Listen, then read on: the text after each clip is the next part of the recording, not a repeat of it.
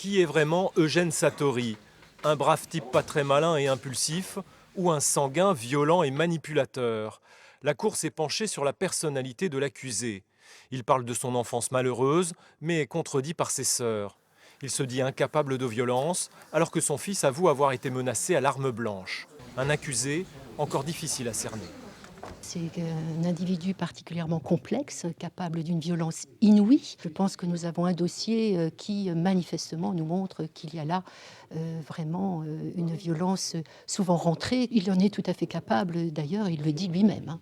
Monsieur Satori est aujourd'hui renvoyé en cour d'assises. Il a un casier judiciaire vierge. Il n'a jamais été coupable ou condamné par une autre juridiction pour des faits de violence, quels qu'ils soient. Denis Garny, la victime, a été retrouvé par les gendarmes dans ce fût en mars 2016. Le corps y séjournait depuis plus de 3 ans. Eugène Satori, censé être invalide, avait usurpé son identité bien avant le meurtre.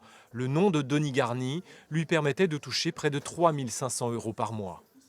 Ce qu'on sait, c'est qu'effectivement, il était en accident de travail, qu'il a usurpé l'identité de la victime pour continuer à travailler, ce qui lui a permis à la fois de cumuler les pensions, les rentes, invalidités qui lui ont été versées et également les salaires.